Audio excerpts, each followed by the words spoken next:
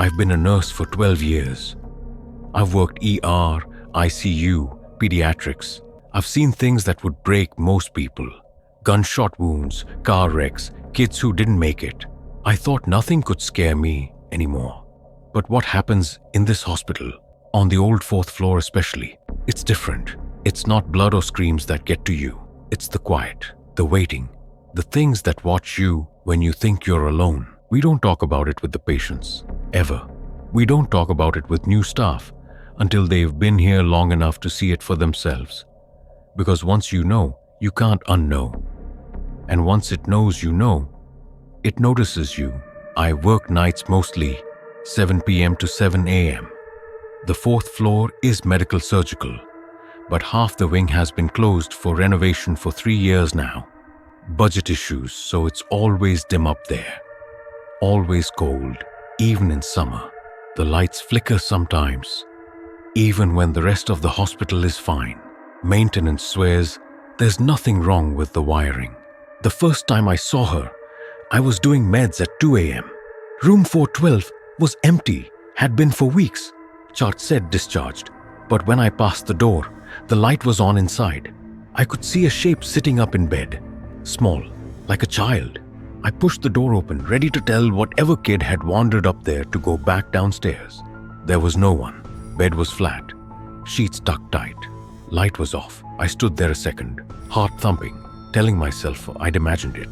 Then I smelled it, baby powder, and something sweet rotten underneath. I backed out and pulled the door shut. When I looked at the chart rack later, room 412 had been a little girl who died of leukemia in 1987. Her name was Emily. That was just the beginning. After that, I started noticing things. Footsteps in the closed wing when no one was supposed to be there. Soft ones like bare feet on tile. Whispers that sounded like they were coming from inside the walls. Once, I found a patient's call light going off in an empty room. I went in to turn it off, and the TV flicked on by itself. Static at first, then an old cartoon, black and white, kids laughing. The volume kept going up even though I was pressing the button down. I unplugged it. The screen stayed on for another 5 seconds before it died. The worst ones are the shadows, tall ones. They don't move like people, they stretch too far.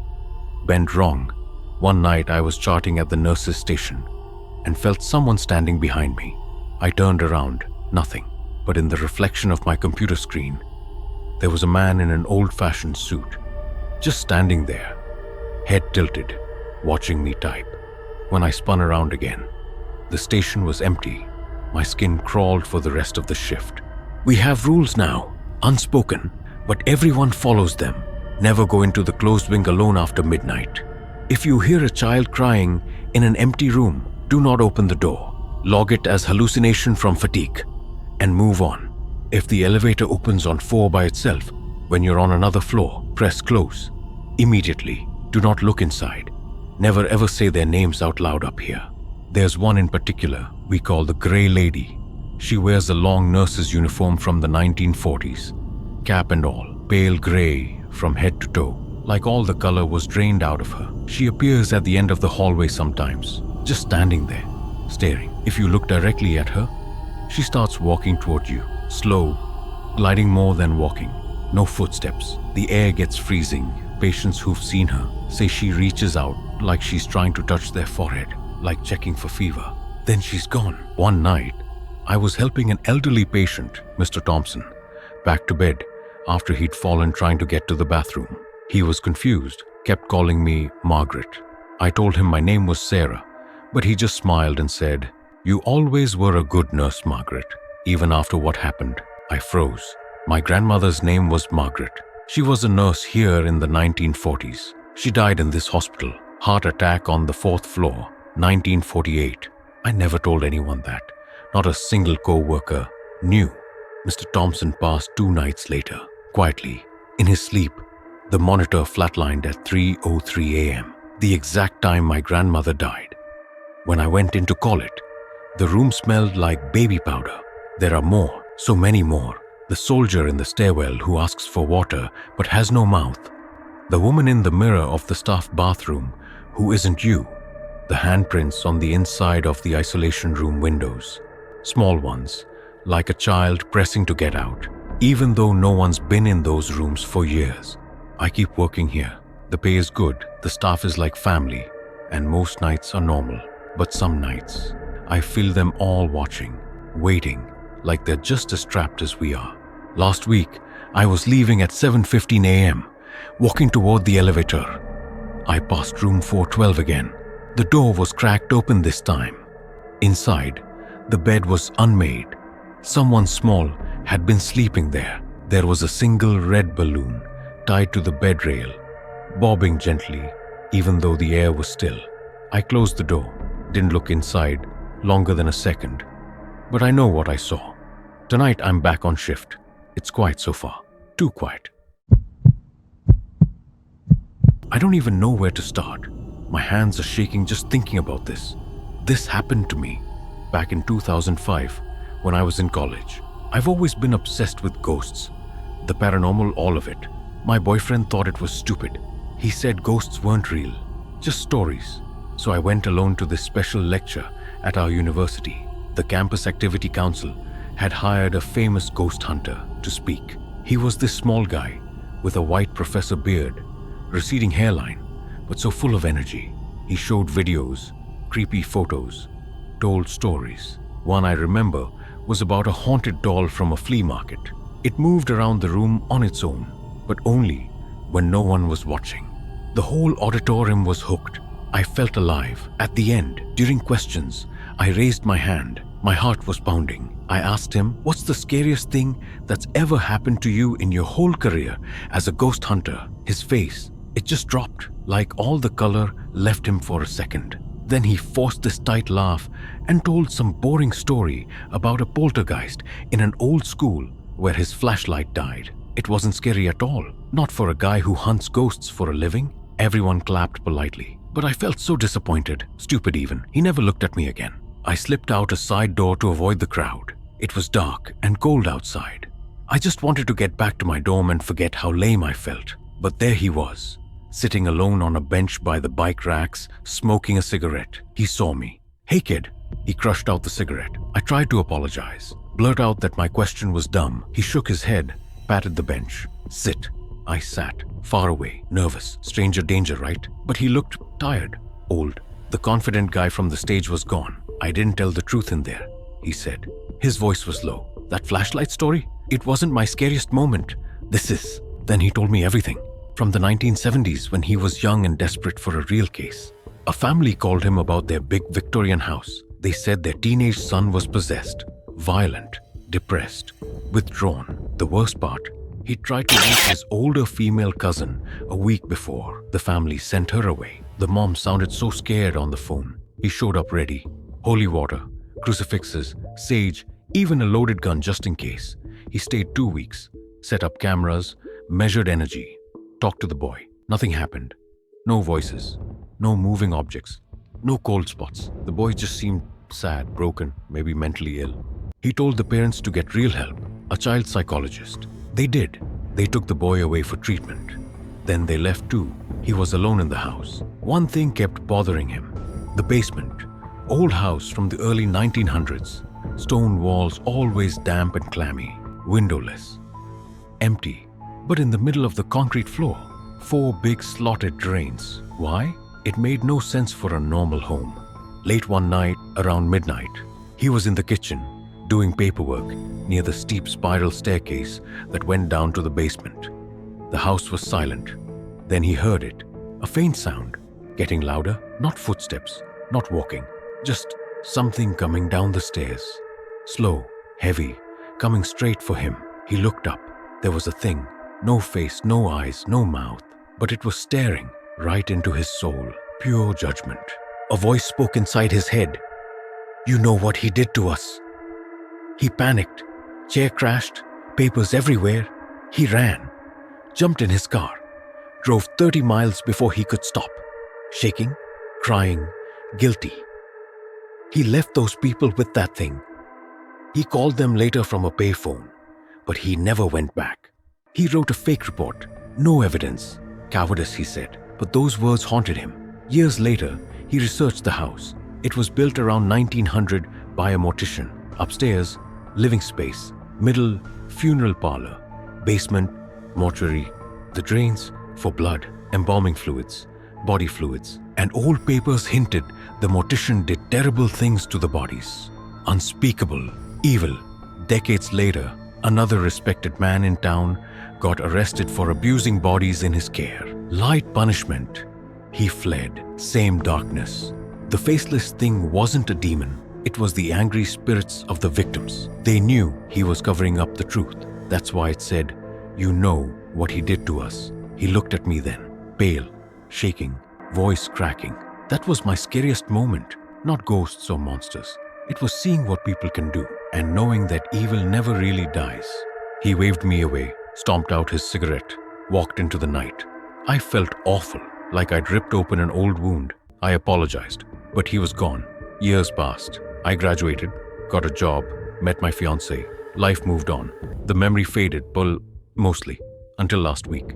We just moved into our new house. My fiancée warned me about the basement. Spiders, mold, junk. I went down anyway to unpack some boxes. And there, right in the center of the concrete floor, a large slotted drain, just like the one he described. I froze. My stomach dropped. I can't stop thinking about it. What if this house has history too? What if something happened here? Something awful? What if I know now? What if it's waiting, watching? What if it comes for me because I know? I haven't told my fiancé yet. I don't know how.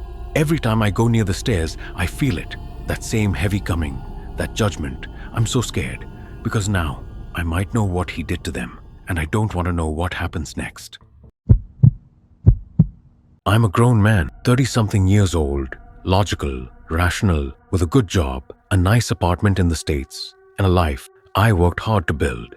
But right now, as I'm typing this, I'm shaking so badly I can barely hit the keys. Tears are streaming down my face, and I'm not ashamed to admit it. I'm terrified, absolutely, completely terrified, because after 7 years of thinking I'd finally escaped her, I saw her again today, and I know deep down in my bones that she's coming for me. It started when I was a teenager, back in my home country. My mom had this friend named Rose. She was beautiful in a strange way. Long black hair, skin so pale it almost glowed, bright red lipstick that never seemed to smudge, and these red shoes she always wore. She'd come over to visit my mom, drink tea, chat for hours. I didn't think much of her at first. She was just another adult. Then, one afternoon, I was sitting on the balcony with them. Mom stepped inside to take a phone call, and the second she was gone, Rose turned to me. Her head tilted in this unnatural way, like a puppet on loose strings, and she smiled. Not a normal smile. It was too wide, stretching across her whole face, and her teeth stayed pressed together in this soft, high-pitched little girl's voice that definitely didn't come from an adult woman. She said, "You ready to go now?" Then she reached into her purse, pulled out an orange, and just held it out toward me. I froze. My heart started pounding. I didn't say anything. I couldn't. Mom came back out a minute later, and Rose snapped back to normal, laughing and talking like nothing had happened. I told myself I'd imagined it. Kids have wild imaginations, right? That night, I couldn't sleep. I kept feeling like someone was watching me. Around 2 a.m., I looked out my bedroom window, and there she was, standing under the streetlight in her white dress, head tilted the exact same way, that frozen grin on her face, staring straight up at me. The moonlight made her skin look even paler, almost translucent. She raised one hand slowly and pushed her head through the small gap in my window, like her neck had no bones. Still smiling, still not opening her teeth. In that same child's voice, she whispered, "You go with me now?" And she held up the orange again.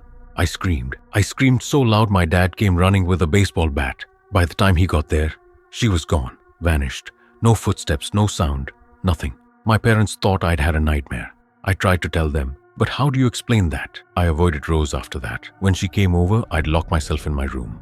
A few months later, I was in the kitchen getting water. I turned around, and she was just standing there in the living room, silent, head tilted, grinning, wearing that white dress again. She didn't say a word at first, just stared. Then the voice, "You will have to come with me soon." She pulled another orange from nowhere and held it out. I dropped the glass. It shattered everywhere. Mom walked in right at that moment, and Rose turned, smiled sweetly, and said, "Oh dear, are you okay?" Like she'd been there the whole time, having a normal conversation. I couldn't take it anymore. I begged my mom to stop being friends with her. Eventually, Rose just stopped coming around. Life went back to normal. I graduated high school, moved to the United States for college, and slowly, over the years, I convinced myself it had all been in my head. Trauma, stress, teenage brain playing tricks. I got my degree, got a job, met a wonderful girl, 7 whole years without a single sign of her. I thought I was free. Today was the iPhone 5 release day. I was so excited. I'd been saving up for months. I got in line early, even though it was pouring rain. I was standing there, soaked but happy, scrolling on my old phone, when I felt it. That cold feeling, like someone's eyes are burning into you. I looked up and across the street. There she was. Same white dress, same tilted head, same blood-red lipstick, and that horrible stretched grin. She was just standing there in the rain, not getting wet at all, staring right at me, and in her hand, she was holding an orange. But this one was different. It was black and rotten, covered in mold, dripping something dark. I couldn't move. I couldn't breathe. People were walking past her, around her, like they didn't see her at all. She raised the orange slowly, tilted her head the other way, and then turned and disappeared around the corner. I left the line. I didn't buy the phone. I came straight home, locked the door, closed all the curtains, and started writing this, because I know what it means. She's been waiting. All these years, across oceans and continents, she's been waiting. And now, she's found me again. I don't know what she is. I don't know why she wants me to go with her. I don't know what the orange means. But I know I'm not imagining it anymore. And I know that whatever she is, she's not done with me.